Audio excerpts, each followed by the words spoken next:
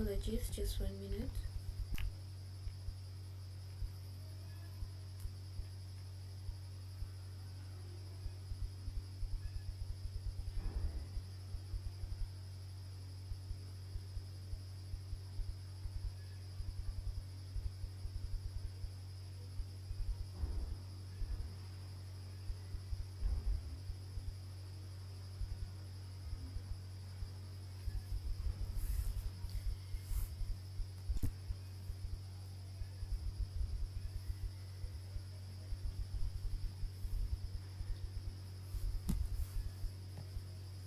Okay, so moving on to the next slide. So for this session, we are going to have an overview of what Gemma is, what kind of models fall under it, what are the updates they shared during the Google I/O, what are the ideas that you can build with Gemma, what are some of the tools that you can use with Gemma, and then we are going to see a quick demo. Then after that, we shall have Q&A and closing remarks. So moving on. So what is Gemma? So Gemma comes from a family. One of the models, it's a result of some of the models they trained for their Gemini model. So when they started out the Gemini model and put it out for people to use it, it was given out as a closed model. So what a closed model means, it's not an open source model. You cannot fine tune Gemini. You can only use it as it is, like how they give it to you. You can only use its APIs and rely on how it was trained. But with Gemma, comparing to how they trained their Gemini, they got this Gemma model and did the same, and they put this one to be open source, so people can experiment with it, people can fine tune and test out different things with it.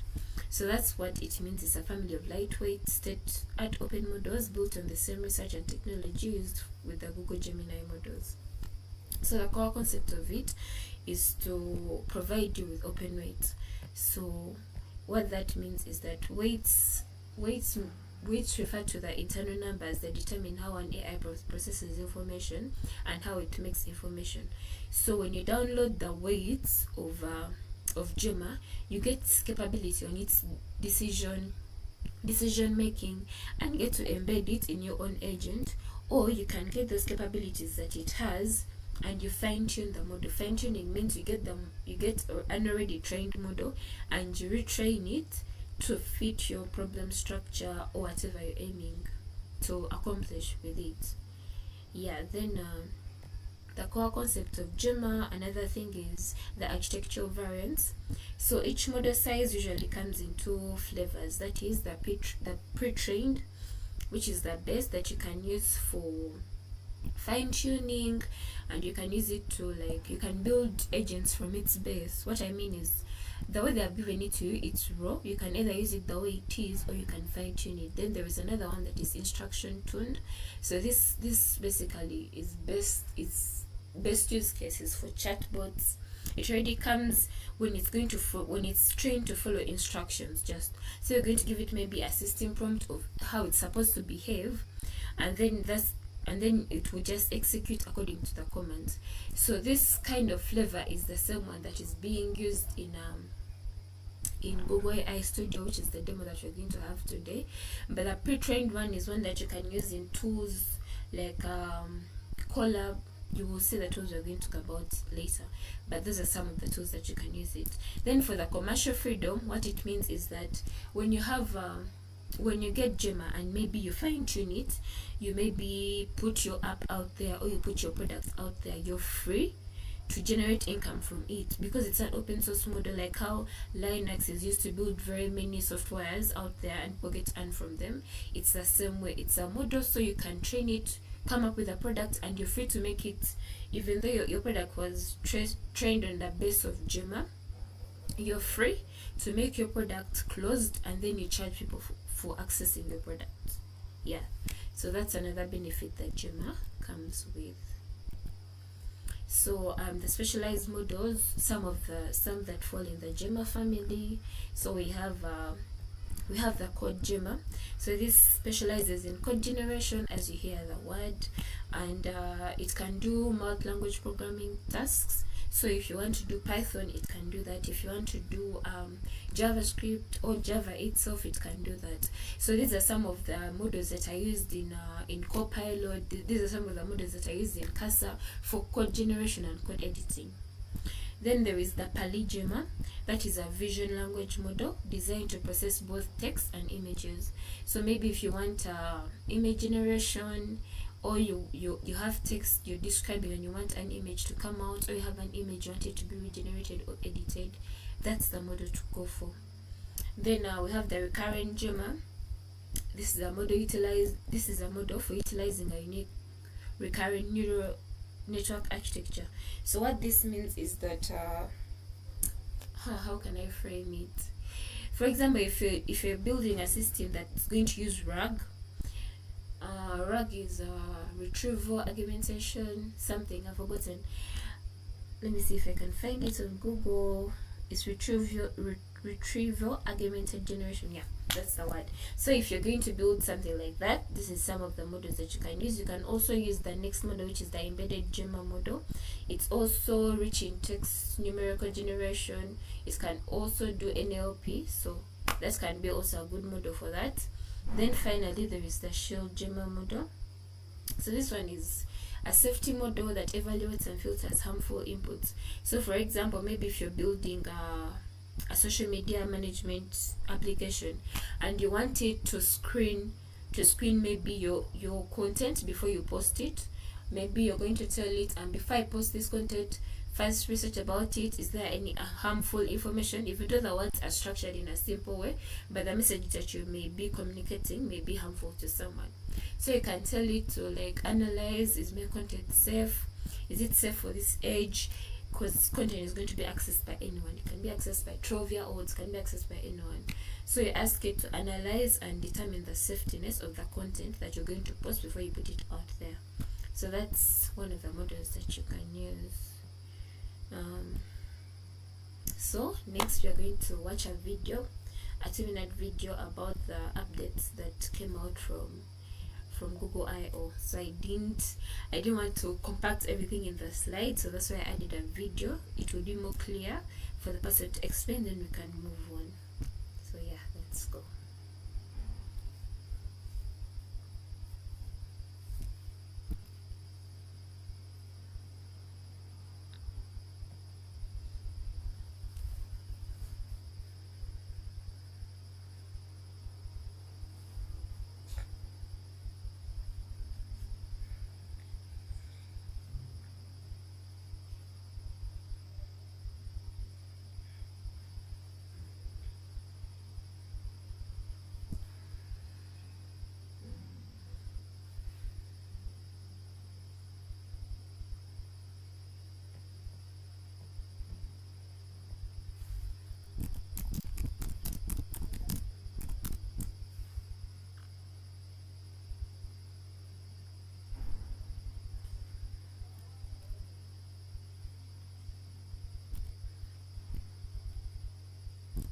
Sorry about that, guys. Could you please turn on the sound? I thought it's being cut. I don't know.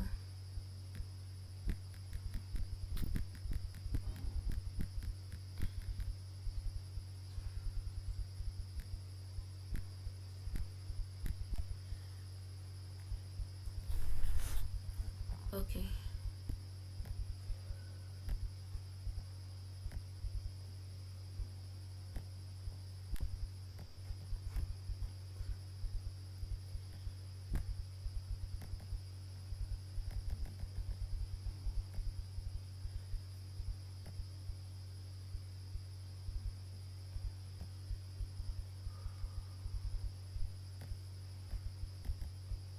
So it's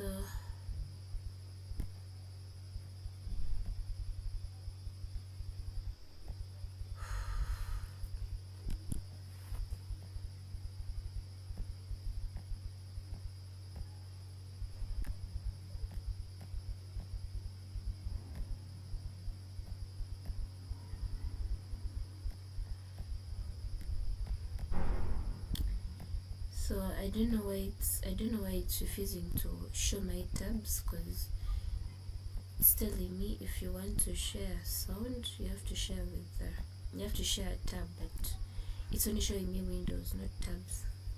A moment.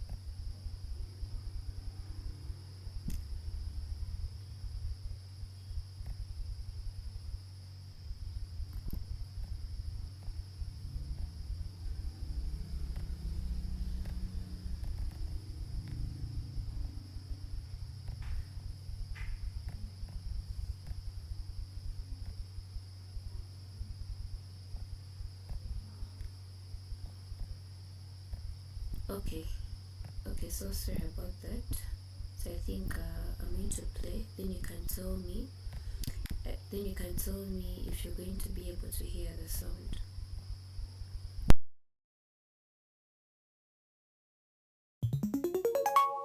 Hi, my name is Olivier, and I'm a group product manager on the Gemma team.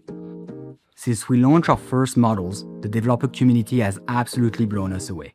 Over 400 million downloads, over 100,000 variants.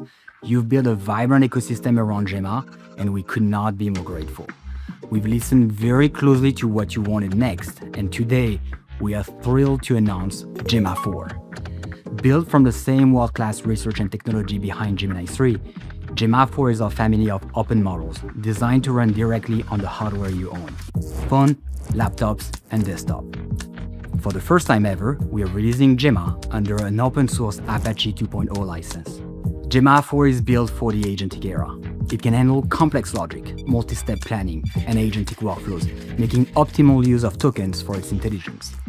The bigger model performs well with a context window of up to 250,000 tokens, allowing you to analyze entire code bases and handle multi-turn agentic use cases. It features native support for tool use, allowing you to build agents that plan and act on your behalf. Let's break down the model family now. First, a 26B mixture of experts and our 31B dense models. These provide frontier intelligence directly on your personal computer. You can run state-of-the-art local reasoning and coding pipeline without needing to upload data outside of your control environment. The 26B MOE with 3.8 billion activated parameters is exceptionally fast, while 31B is optimized for output quality. Then, we have our effective 2B and effective 4B models. Engineered for maximum memory efficiency, this model brings a whole new level of intelligence to mobile and IoT devices. With combined audio and vision support for real-time processing, they can see and hear the world. All of this while natively supporting over 140 languages. Now, let's test our effective 2B on multilingual and agentic tasks. Hey Gemma, est-ce que tu peux trouver un restaurant français à San Francisco? Please reply to me in English.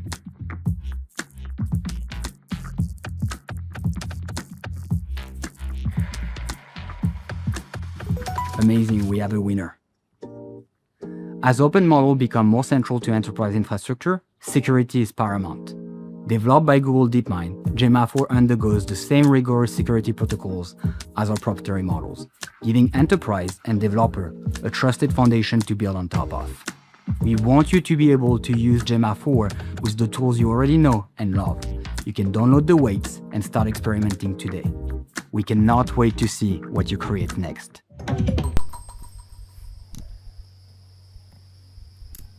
Okay,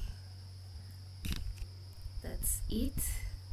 So from his video, he has expressed some of the updates that they came up with. The previous overview started with was covering the originality and the previous models of Gemini. So Gemma 4 is the current model of those previous models that they came up with, and under it they have two main categories of models, but I later broke them down into some other models here, the model variants. So you can see that the E2B best performs with text, audio and vision, and these are the maximum tokens that you can do. So what this means is that for the context window or for the memory of the model of the chat model that you'll be using, or maybe the chat window. Let me give an example of ChatGPT. So if you're using it and you're chatting, there is a limit to its memory. Should I put it that way? Okay, that's not. Let me use Casa. Okay, no, Kiro. Those that have used Kiro. Kiro, when it reaches its memory, when its memory is full, it summarizes and shifts the chat to another window. So that's an example of how context windows work.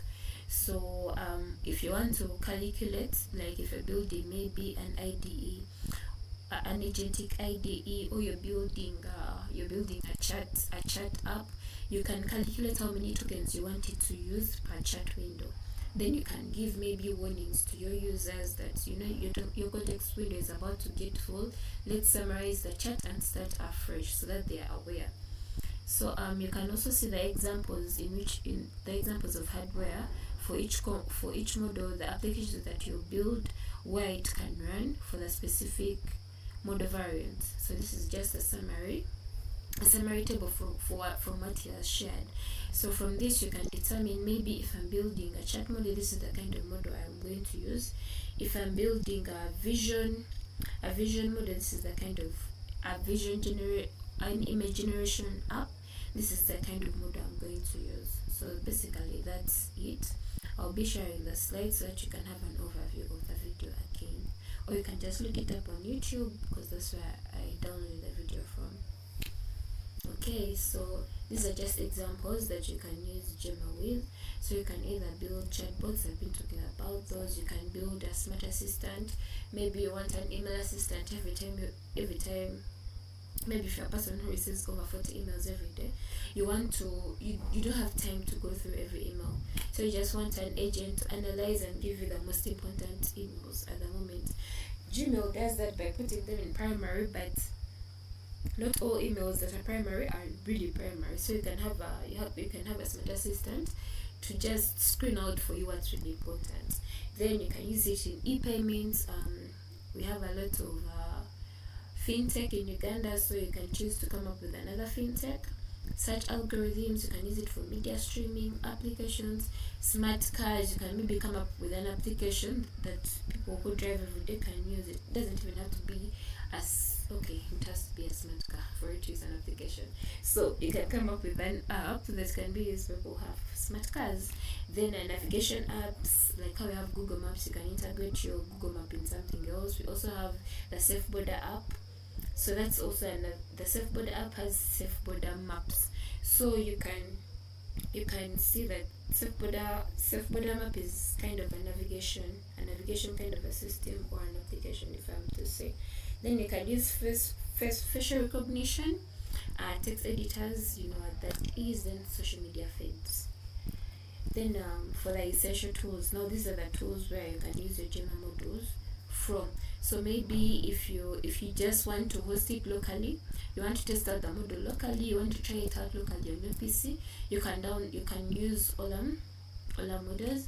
Maybe if you want to just brainstorm quick stuff, maybe you're going for a hackathon like that that's going to happen tomorrow, you can choose to use Google AI Studio. If you want to go beyond and test out your Gemma model to see how it's going to respond in a chat interface, you can use LM Studio. It's also like a tool developed by Google to test out their Gemma models. You can use Google Colab. We talked about this one. This is for fine-tuning and running heavy models. So maybe if you're fine-tuning your Gemma model that your Gemma weights that you've downloaded into your model that you have, you can use Colab if your PC can't handle it. Then we have Hugging Face transformers. You can go and download the weights of Gemma from Hugging Face, and you can also host your model on Hugging Face so that other people who want to use it can be able to download your very weights and remix your model. Then we have this one, it's called Keras Hub. It's a Google high-end framework that makes it incredibly easy for you to fine-tune Gemma. So if maybe you're wondering how easily can I fine-tune Gemma, you can use this tool and you get to fine-tune it without writing a lot of code. Then we have LangChain and LangIndex. These are also frameworks that you can use mostly for RAG. They also have some other functionalities that you can incorporate in them. So they make it easy for you to structure out system prompts, and they have those cool functions that you can use. Then we have MediaPipe and AI Edge. So this is a lightweight framework for deploying Gemma models directly to the edge hardware. That is if you're going into networks, I guess, and then web browsers. So if I'm not mistaken. Okay, so for the demo, so I have a quick demo that I did. I'm going to show you how you can use Gemma in Google AI Studio, but then for going to the code part with your agentic IDEs or whatever you prefer to use, that I'll leave it to you. But I'm going to show you the basic, how you can basically go and use Google AI Studio to come up with something nice, to download a basic prompt for your agent, then just get the API for Gemma from Google AI Studio and get to use it in your application using Streamlit. So allow me to share another tab.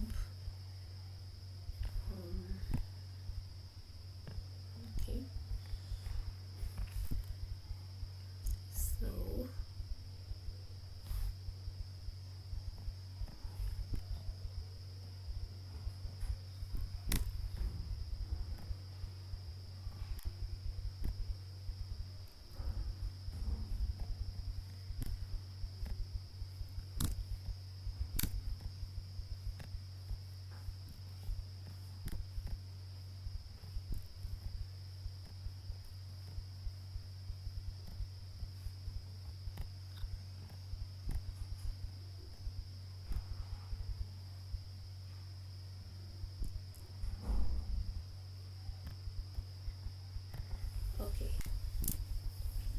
so this is my Google AI Studio, and you can see, okay, I think let me just start again from scratch so you can see everything that I'm going to start doing. So you just go and search Google AI Studio the way it is, and then you just come to the playground. So when you come to Google to Go AI Studio, we normally go to apps, but this time we're not going to go to apps because we are trying to build an AI agent. So where we're going to go this time, we are going to go to the playground and test out how, for example, if you want your agent to work, how is it going to work, such things. So I think let me just share the whole window so that the tab switching does not disturb us. If I'm switching tabs, you're able to see that I'm switching tabs. Okay, perfect.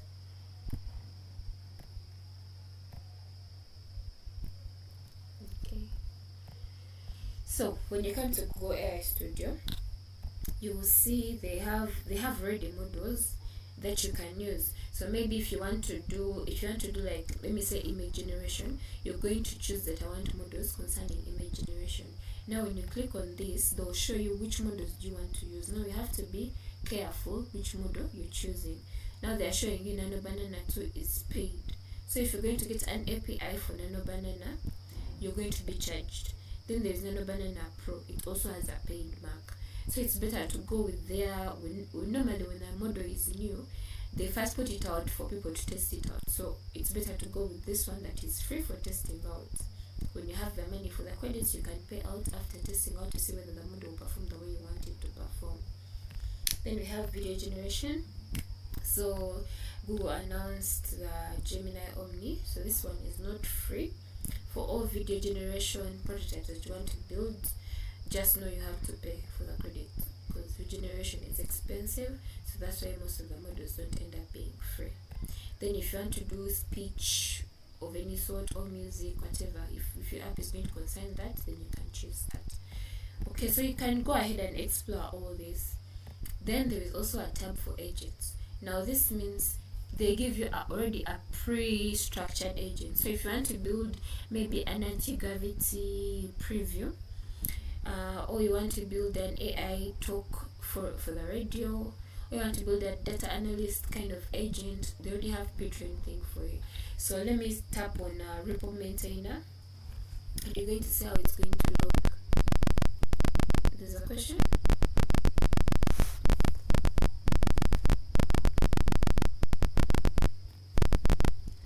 Shasha, stop calling. We're in a meeting. I sent you a message.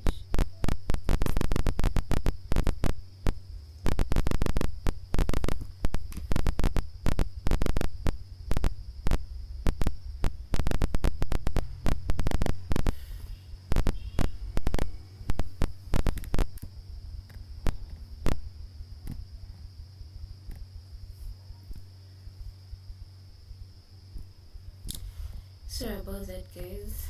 I got a call and disconnected my network, so let's just reshare that.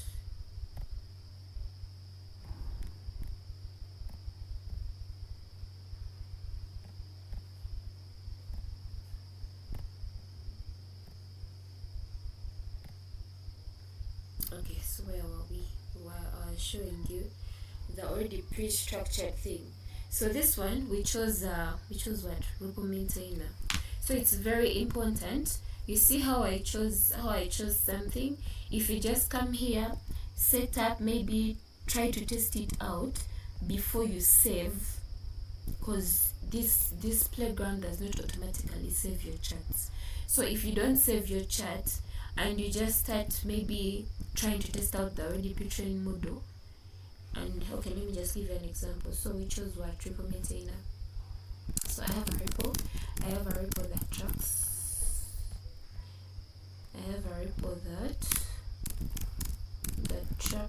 my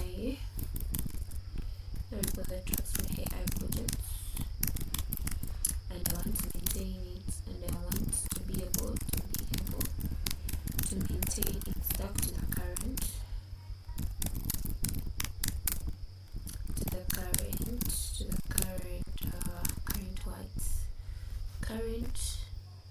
release. I've forgotten the word. Let's just use releases. Okay, so let's run. So for this one, I have to link it to an API key because it's already pre-set up for you. I'll show you what pre-set up means after showing you how this can work, because saving is important. So we have linked it to an API key by just clicking that. It doesn't have to be paid for. So it's analyzing my prompt. What this means, it's showing you, if you choose to use this kind of agent, this is how it will respond to chats. This is how it will help. It will show you the functionality. Then another thing, you can see the thoughts of the agent. You can see how it's thinking, or how it's making its decision, creativity through these drop downs. So you can see here that it's saying I'm currently dissecting. So you can see how it thought about the problem before giving you the output. So that's why it's called the playground. You get to test out your agent, how it's reasoning, how it's thinking. You get to refine how it responds before you even go into building the whole agent. Now this is already working with instruction-based flavors. We already defined what this is. So you can say, I'll be happy to help you keep your AI projects in the repository up to date. To get that, could you give me the repository URL? So this is a good response. This is a good response. So let's look at what pre-trained means. So pre-trained means this, you have this side part. It's the most important part for this. Why do I say that? It's because here this describes what the application is doing. So when you tap on this, when you tap here, you get to see the different models that you have. So you have anti-gravity agent preview, you have deep search preview. Oh, this is paid. I should go from here. So you have this search box and so on. So you get to try out these different models. So then we have system instructions. So system instructions is like the personality of your agent. So there's a difference between a model and an agent. Here you're using a model and you're refining its personality through using an agent. So when you give it a specific personality, it's like constraining it to function only like that. So when you do that, you're setting up a profile for it, for example. Yeah. So this basically describes the profile of how you want the model to behave, henceforth an agent. So here you can choose, do you want code execution for your given agent? So if it's important for your project or for your specific agent that you're building to have code execution in the back, that means it can be able to run code without you seeing, of course, and just give you the output. You can give it that capability. If you want it to be able to have Google search capabilities so that it's able to search the web for accurate information, you can also incorporate that. If you want it to be able to read URLs, now maybe if you have it has asked me for a repo URL, that means if I give it a link to my repository, it's able to read it. So that capability is given by this. If I remove this capability, that means if I put the URL, it won't be able to read it. So let's try that. This is a paid model. I hope they won't charge my card because hey. Okay, so let me just get a random link and put it there. So I'm going to come here and put my URL. So I'm going to send it. So if you press enter, it won't work. You have to come here and run control. That's like the enter version of it. So it's trying to read the URL, but I've switched off this. So let's see how it's going to respond. So again, you can see how it's thinking, trying to analyze the repo setup, trying to look through it. You can see now the errors are starting to come. No such address, because it's failing to read and remove this functionality. So now that you see that, let me stop this. Stop. Enable URL. So it has told me, please enable this functionality for me to be able to read the URL. Then another cool feature about this, you can be able to track the tokens. So you can see for a given chat, how many tokens is it using? How long did it take to generate? How much how much context window do I have? How long can I chat with this agent until it fills up? So you can also be able to track your tokens. Then this side you can add sources, Obviously, this is pre-trained. I don't understand some of their rules. This is like the environment in which this agent runs, I guess. Yeah. So let me run away from here since it's a trained model. I mean paid. I don't want to be charged later. So let's get away from there. So what I'm going to do right now, I'm going to come this side to models. Here you come to this side, you click on anti-gravity agent preview, and I'm going to select Gemma. So they give you two options. These are available options that we have. So I'm going to go ahead and select the default that is at the top. So when I select the default, see my top here, it's still saying playground. Now pay attention because this is very important. It's important when this changes and you go ahead and test out without saving what it says here, it will clear up everything. So we are going to do that and see how it works. So I'm going to go and what should I do? I want a system prompt. So I already had a chart. This side on my AI mode on browser. So I already had some preset system instructions. So I'm going to use those. I'm going to go ahead and use those. So I'm going to go ahead and come here and click on system instructions. So when you click on system instructions, you can label how you want your model to be called. So I'm going to call it FeedSense. The kind of agent I'm building is one that can analyze my content and optimize them for different platforms. So I can give it short text about an idea I have, and it can optimize that context to be posted on LinkedIn, to be posted on WhatsApp, to be posted on X, to be made into a video for Reels or for TikTok, whatever, or YouTube shorts. So that's the kind of thing I'm building, and that's what our demo is about. So I've inserted in the system prompt. The system prompt is saying you are highly efficient, privacy first backend AI agent for social media. Then it also gave it the description of how to put out the output. So in Google AI Studio, it's important for you to define how you want your expected output to be. Why is it important? Because you're in a playground, first of all. When you're in playground, it means that you're going to see how the model responds, not how your beautiful UI interface will output. Like how maybe you get the Gemini results when you're chatting with Gemini. It is not how the model outputs its output. So the model will maybe produce an output like this. Then it's upon your UI to get that JSON structure, and then structure it into understandable text like a paragraph that a user can understand. So that's how it works. So when you're testing out this side, it will give you your responses in a format, but it can also give you responses in plain text. Depends how you've laid out your system prompt again. But since mine is strictly telling it please respond in JSON format, so let's see how this will work. I'm going to close this. Now when I close this and I come and say I have a coffee shop, I have a coffee shop, we're launching soon. Then I send it. So before I send it, I want us to focus this side. So I've set up my system instructions, my temperature. So temperature means how randomly does your model pick out things to give you. So 1 is very, very random.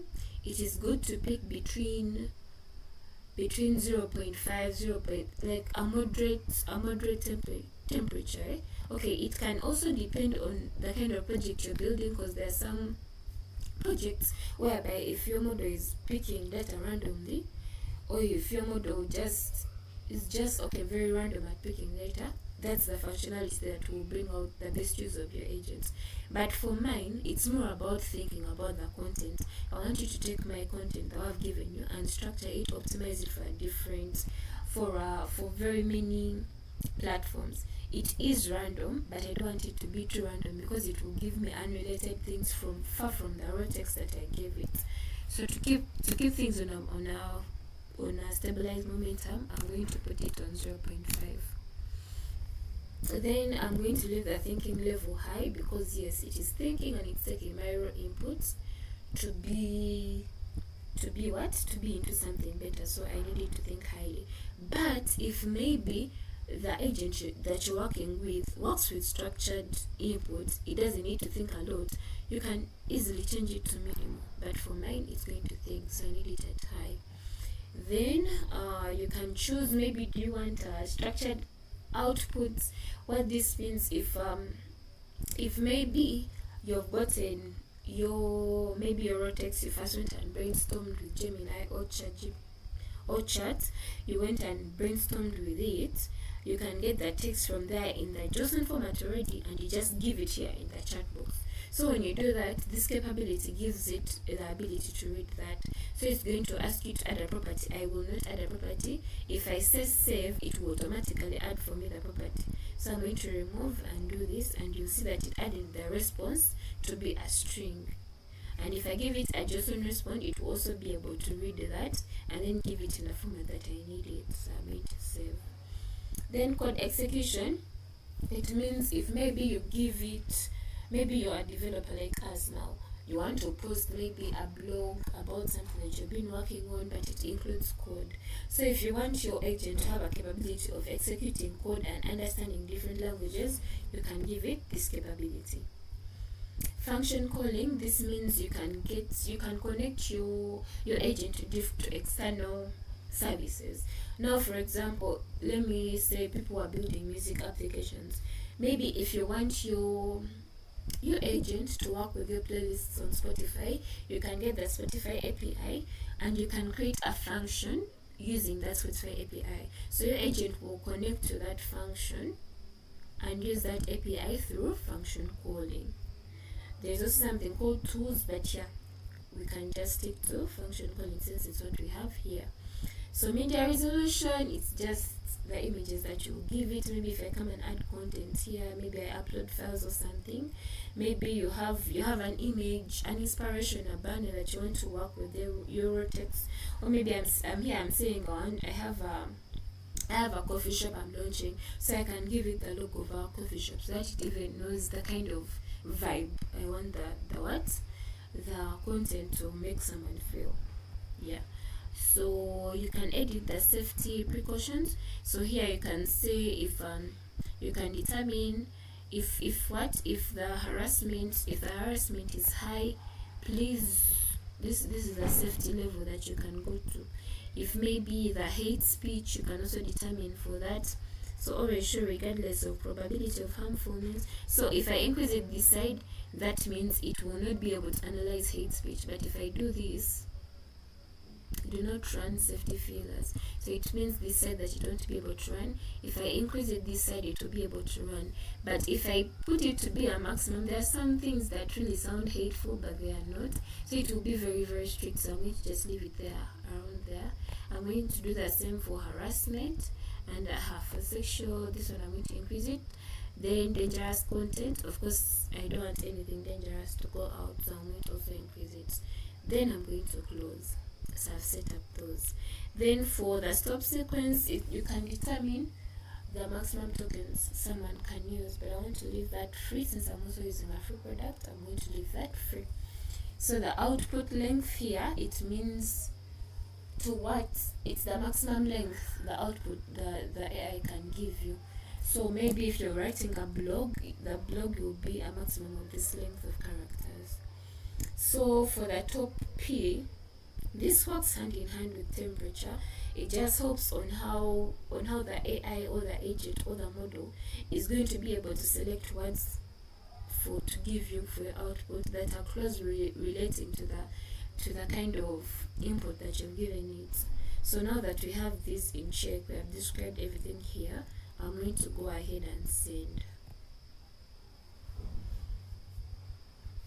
So an internal error has occurred. So let's see why. I think I have failed to generate content.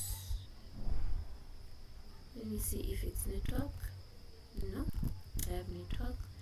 So let's try that again and see. Gemma models may make mistakes, so double check. And that's an important warning. So another cool feature that it has, if maybe the output comes out here and you don't have a problem losing this content, you can easily come here and iterate on this same chat. So you can edit it. Maybe I want to make a post. I want to make a post on my socials about it. On my socials about it. Okay, about it.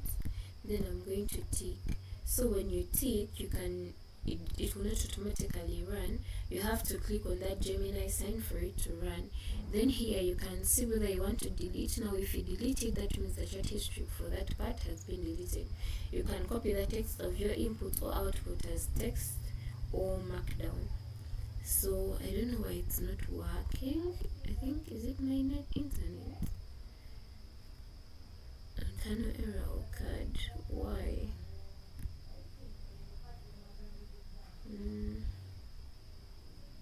My system prompts are there. How to generate? Please try again. So let me try to change my model, and I see if it works. So my prompt stays even though I've changed my model. So let's see if it will work if I've changed my model. Okay, so now it's working. I think it was the model. Expand to see thoughts. Inputs, I have a copy. I'm watching soon. An internal error has occurred. So let's see if maybe it's the API. Then we choose maybe another API. Let's choose another API and see. So select key and we try again.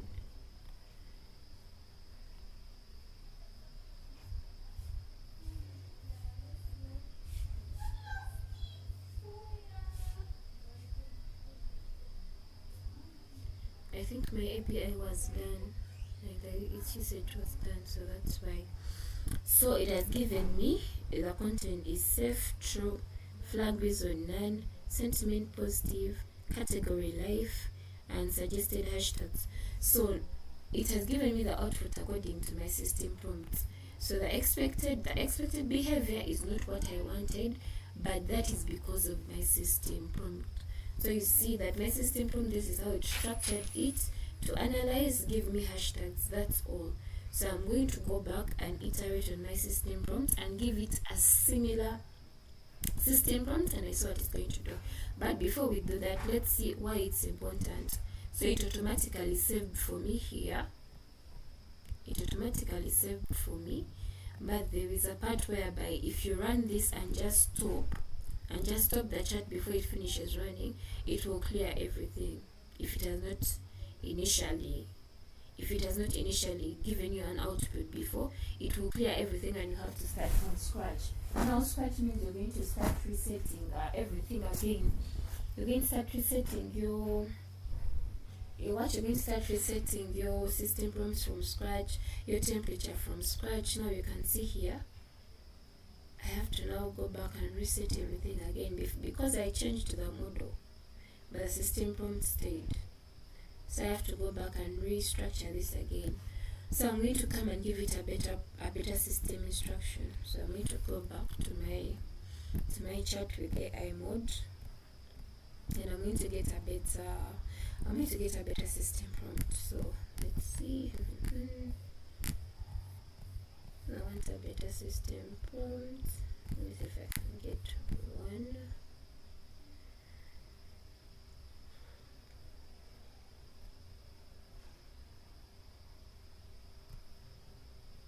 Okay, there it is. I've got one. So let's see. Going back this side, and I'm going to come here to my system instructions. I'm going to paste in new ones. Let me first remove this top part. Okay. So this one is more structured. It has given it, if I want to brainstorm, it will pick this functionality. If I want to post for Twitter, it will pick this. If I want to post for LinkedIn and so on, it will pick that. So it's going to save that. and I'm going to come here. I change my temperature to 0.5. I go back, still high. I'm going to put back all these functionalities, save. I put back all this, I put back this, I put back this. Oh, grounding this. Oh, wow. Why is it? Let me see. Why is it off?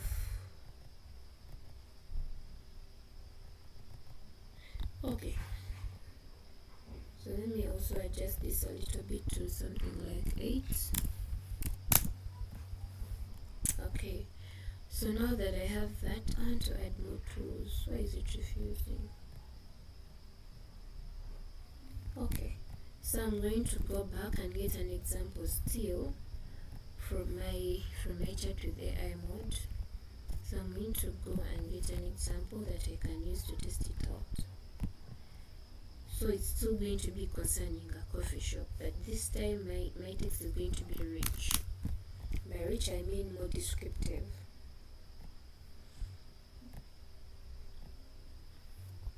Okay, so I'm going to come back here to AI Studio and I'm going to insert that there. I don't know why it has refused me to put this back. Models may make mistakes. Okay, so let me run this and I see. So I said again that you can see how the model is thinking. So let's first wait for it to drop that and we see how it's thinking. An internal error occurred. Wow. Again. I don't know why it's doing this, but it was working just fine.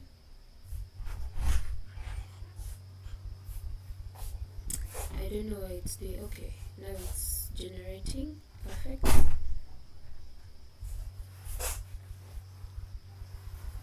And it has stopped in the middle, so let's redo that. Let's rerun. Let's rerun again. Wow. Oh, I've rerun the wrong thing. And it's doing that thing. So I'm going to stop it. It's over repeating, so we have to go back and revise our system prompt and so what's causing this. Cause why is it iterating? This is a perfect system prompt. Is it this? What is it? This is high. Okay, let's try to increase the temperature a bit to 6. Then we try with this one and see.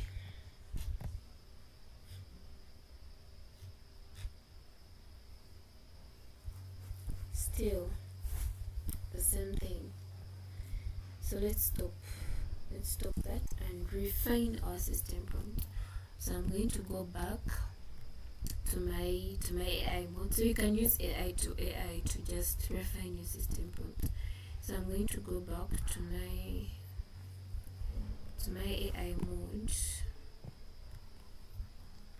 and refine that. So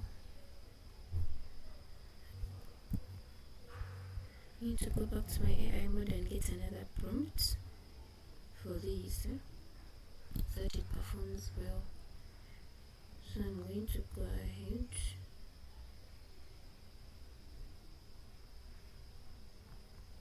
and copy another prompt. I come back to my AI Studio and I go to my system prompts and I change it. So let's see if my system prompt was really the problem. Oh, it's just the randomization of the model. So we are also going to try to reduce this one. So I'm going to remove code execution and I'm going to remove structured outputs and I'm going to only leave function calling. Actually, we don't need it right now since we don't have any APIs. So I'm also going to reduce the tools that I'm using so that I don't overburden my agent and we see if it will perform well. So this is our initial output. It has not given me the thought process. So I'm going to just go back and try again and see. So I'm already having a warning of my tokens. You can see that it's turning red. It's telling me it's failed to count my tokens. I think it's internet or something. My internet should be fine.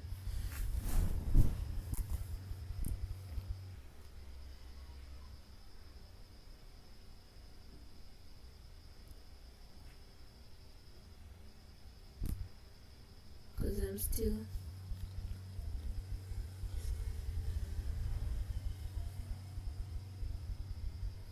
still in the meeting. So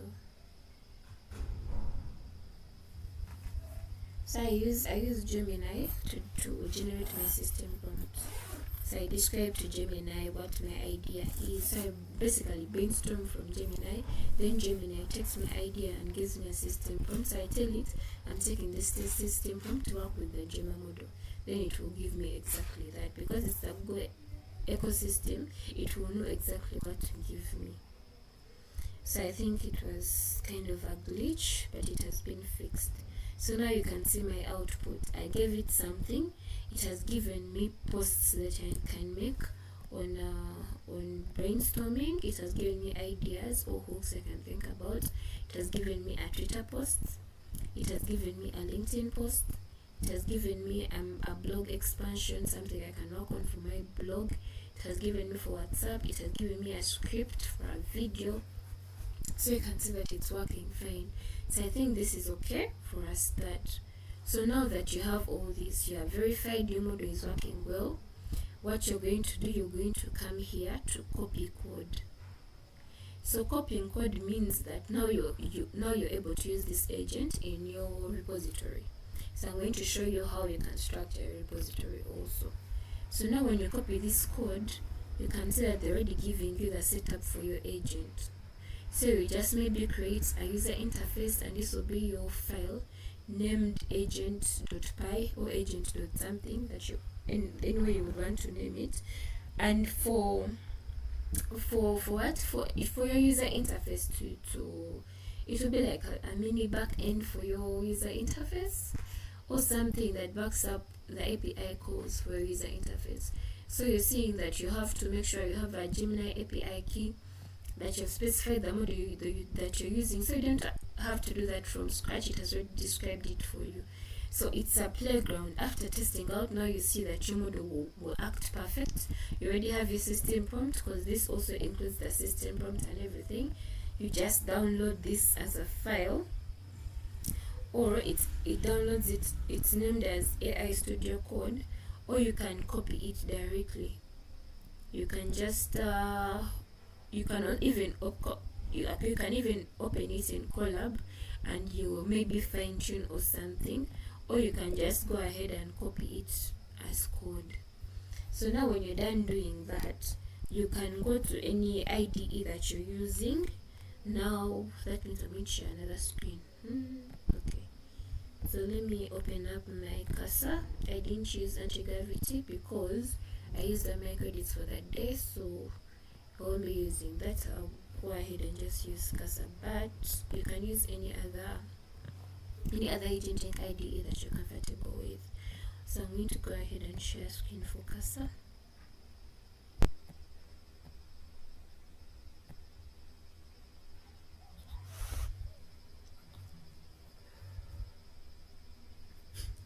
My internet gone off. Sorry about that. Internet went off a bit. So I'm going to present some things. I hope you guys are following. Is there anyone lost? Are we on track?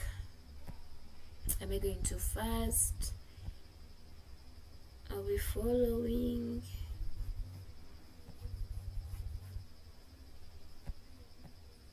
Oh wait, what is wrong with this? Guys, can you hear me? Okay.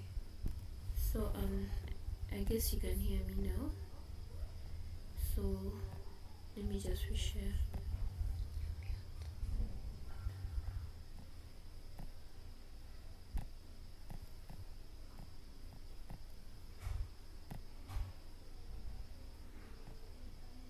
Okay,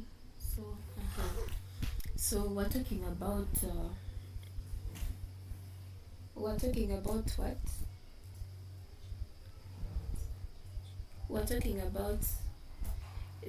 the structure for your repository. So this is a demo I was working with. You can see, let me just make this big. so that you can see everything. So here on my side, I have my, these are default running, so let me just neglect all those, and I just go to these two files. So my app.py includes my application, my user interface. So I use something called Streamlit. So Streamlit is how should I say, it's a UI, kind of a UI language that you can use to try to test out your agents to see how they'll function before maybe you deploy them to a better UI interface, or maybe before you build on top of them a better user interface. So I use something called Streamlit. And then I named my agent, my agent file AI/agent. So the code I copied from Google AI Studio, I got it and just pasted it here. Of course, the way you structure your UI and the way you structure your agent, they have to work together to perform, to achieve the main goal that you're targeting. So sometimes there may be bugs to how Google AI structured your code, but some things stay firm, like how the Gemini API is and how your system instructions is. So that's why it's good to work with yes.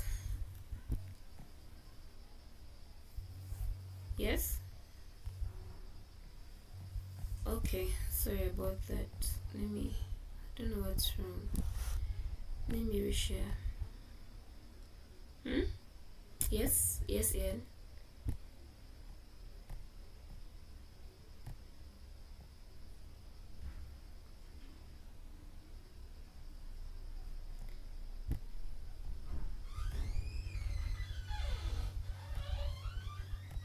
Okay, can you see my screen now?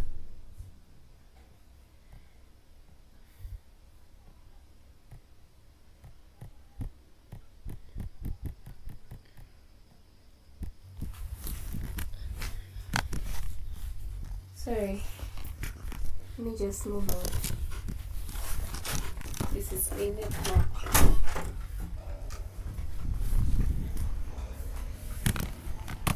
Okay.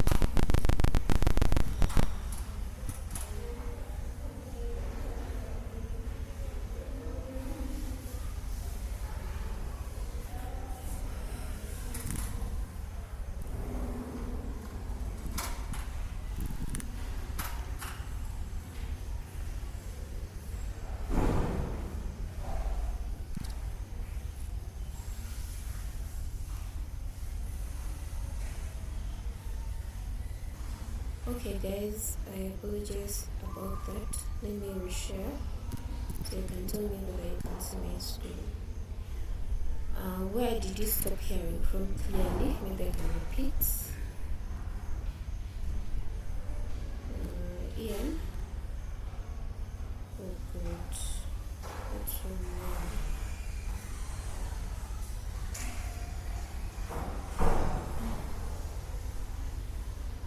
Okay, are you guys able to see my screen? Okay, thank you. So where did you stop hearing from? Maybe I can repeat from there. Oh, okay. Hey, okay.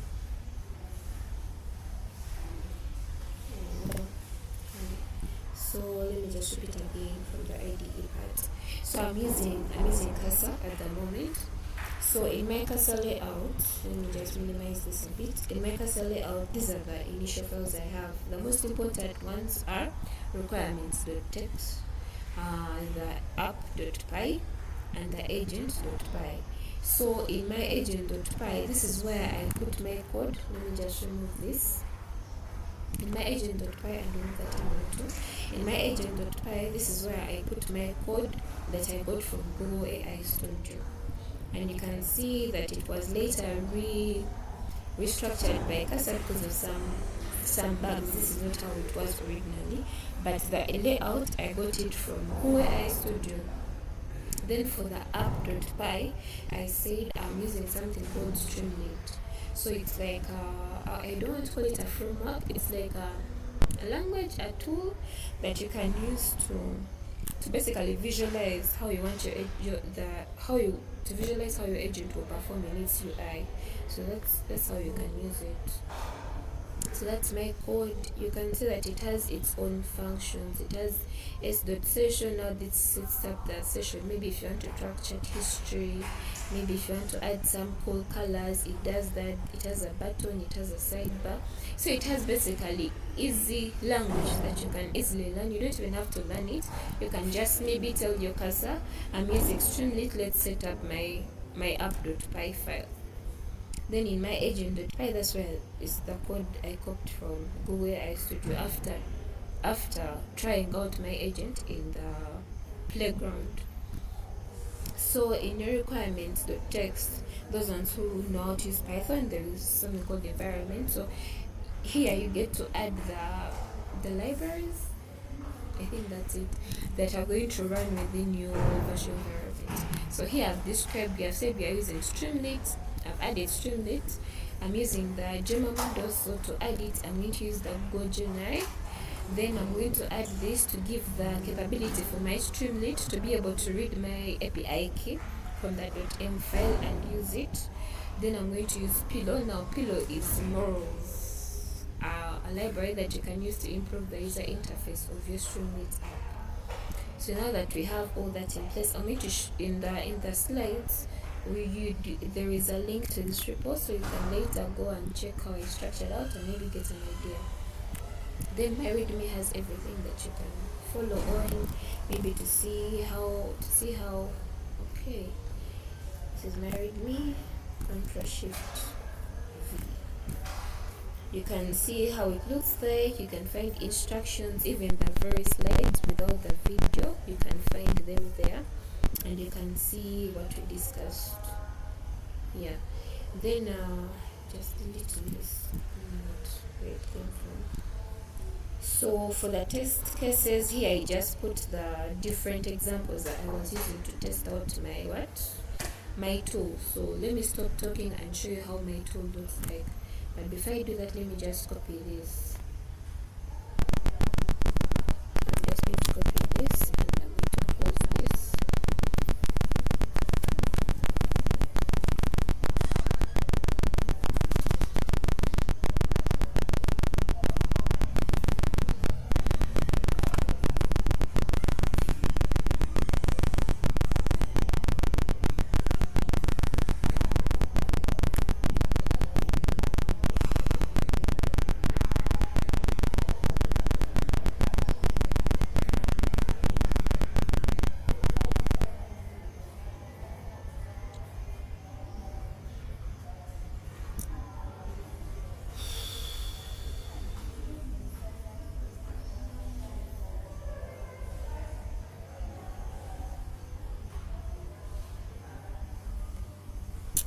Sorry about that, guys. I thought buying MTN bundles will save me, but I guess MTN is also misbehaving. Okay, so where did you guys stop hearing from?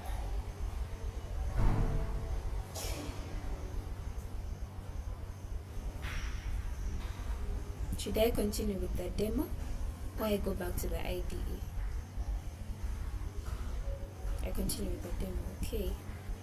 So for the demo, I'm going to go this side.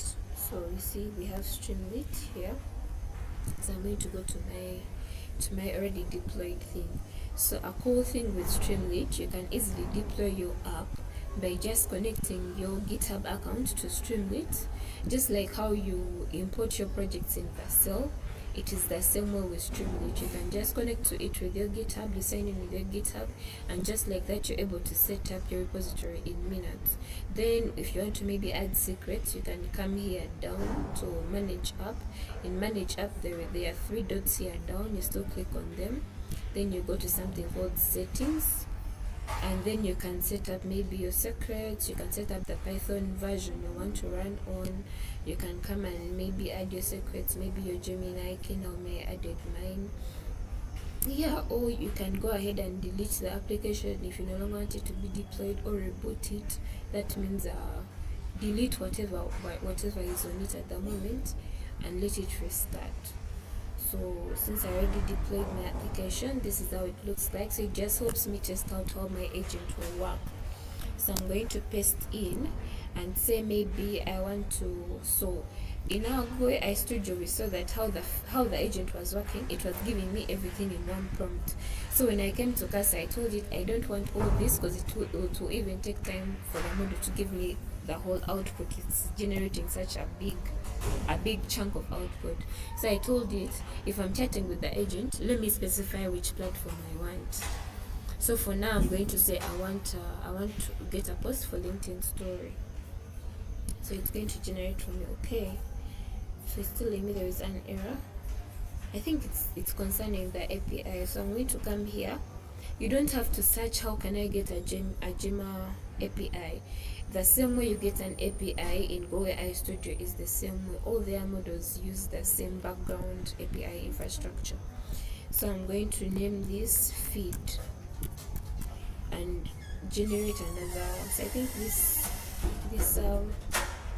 let me just choose that and create. You don't need to worry about the projects. If you don't have credits, it's okay.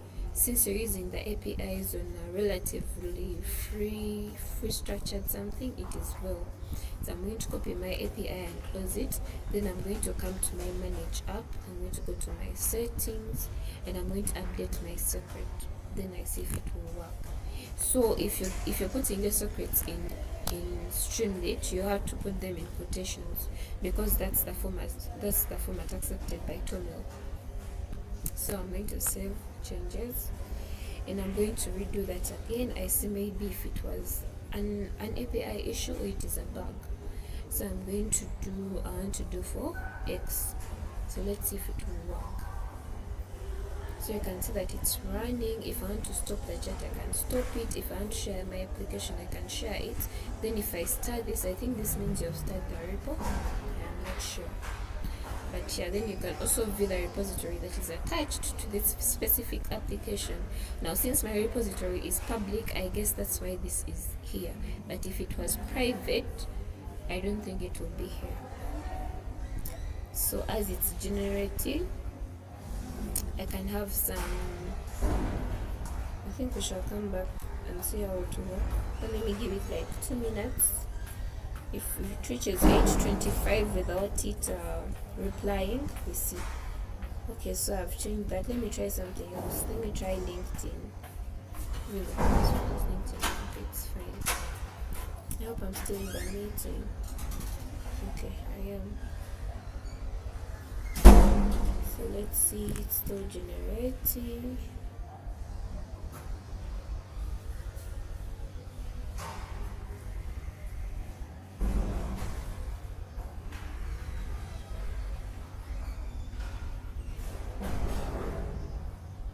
It's taking roughly long, but okay.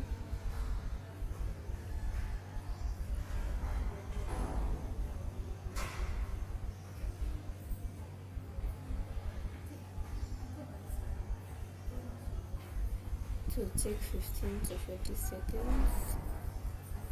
And there we go. It has given me, I am tired of the trap, It has given me the LinkedIn post. So you can read through it and see whether you want to maintain it or not.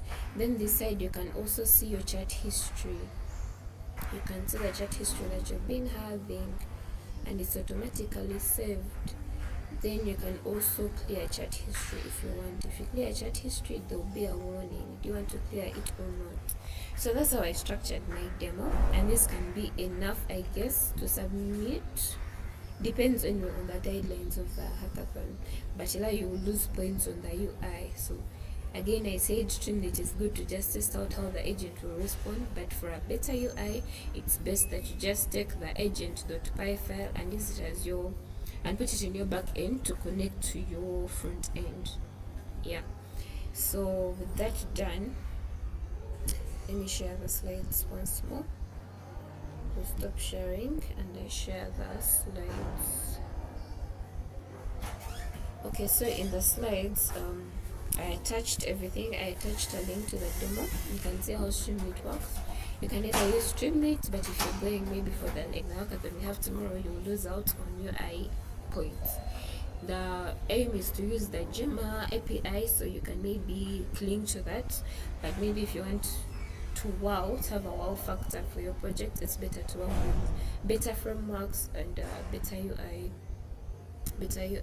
frameworks, yes, for better inspiration.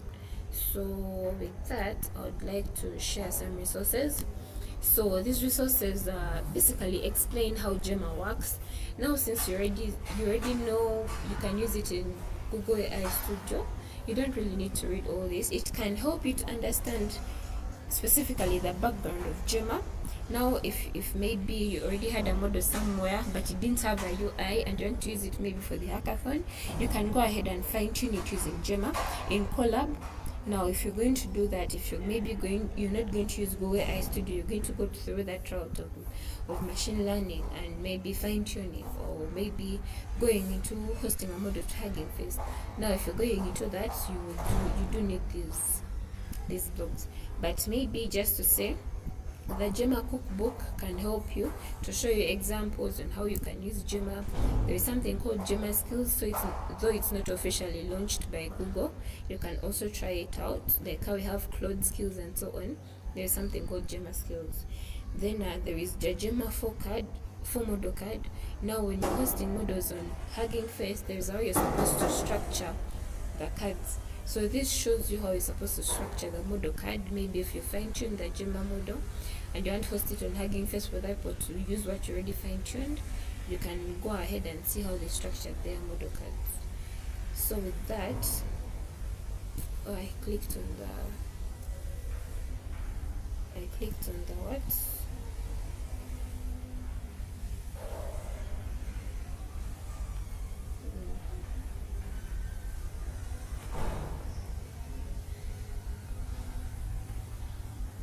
I don't want it to be in such a view. So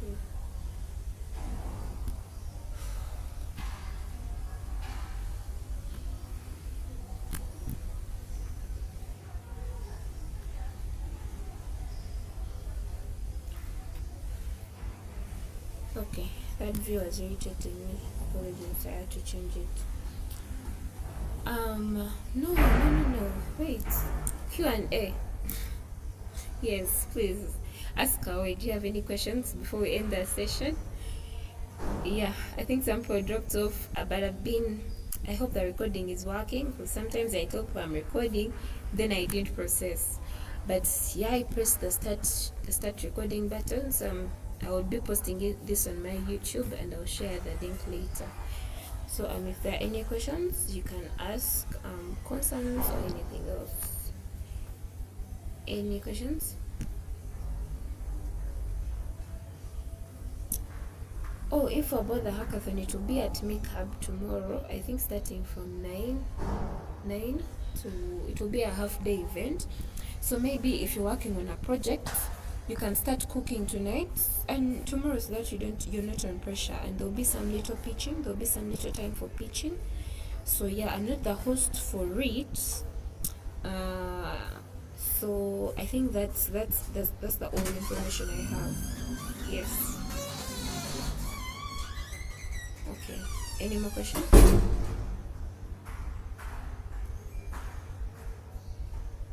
Okay, if there are none, I'd like to thank you guys for being patient with my also terrible network that has been misbehaving. So thank you so much for staying to the end, and yeah, I'll see you tomorrow for the hackathon. I hope you learned something new. I hope you picked something new. I hope you go experiment and try out things. So yeah, thank you so much and have a lovely night. Thank you.